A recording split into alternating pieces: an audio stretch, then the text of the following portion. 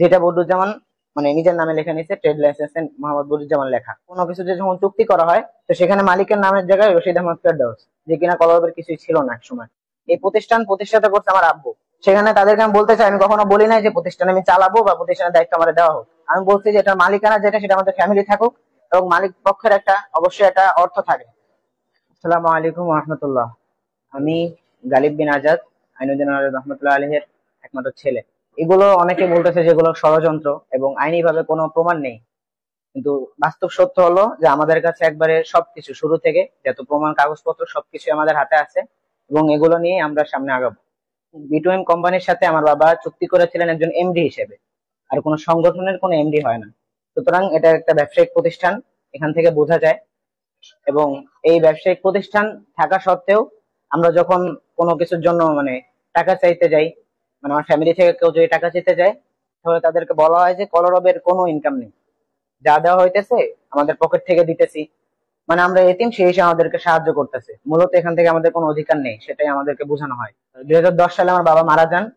তারপর থেকে হলো গিয়ে মানে আমাদের ফ্যামিলি থেকে কেউ তো আর শিল্পী না, যেহেতু ওখানে একটা সঙ্গীত সংগঠন, ওখানে একজন ছাত্রকে আর কি পরবর্তী দায়িত্বটা দেওয়া হয় আমাদের ফ্যামিলি থেকে, যে তুমি কলরবকে পরিচালনা করো, বাকিটা আমরা দেখতেছি। কারণ পরিচালনা করার মতো সেই মানুষ আমাদের ফ্যামিলিতে ছিল না। কমই মাদ্রাসার লেখাপড়ার খরচ কেমন তা আপনারা খুব ভালো করে জানেন।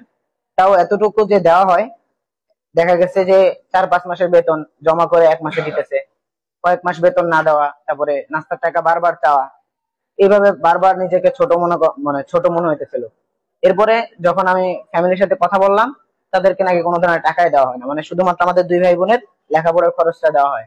তখন আমার প্রশ্ন হচ্ছে যে কলরবে যদি কোনো ফান্ড না থাকে, তার এই বড় বাড়ি মানে এত এত সম্পদ সবই আছে, সব কলরব দিয়ে হয়েছে, কিন্তু কলরবের কিছু নাই, এটা কিভাবে হয়? এটা নিয়ে যখন প্রশ্ন ওঠানো হয়, তখন সে বলছে যে আমি কলরবের নামে অফিস নিতেছি, কিন্তু মানে খোঁজ নেয় জানা গেছে যে অফিসটা যে নিতেছে সেটাও তার নিজের নামে। মানে যদি দলিলে চেক করা হয়, তাহলে দেখা যাবে এটা তার নিজের নাম, সবকিছু তার নিজের নামে।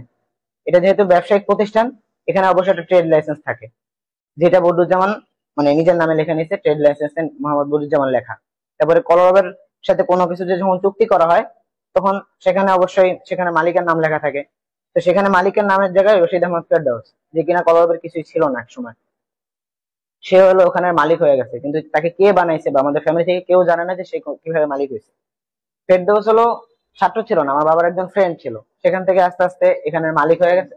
এই প্রতিষ্ঠান প্রতিষ্ঠাতা করছে আমার আব্বু।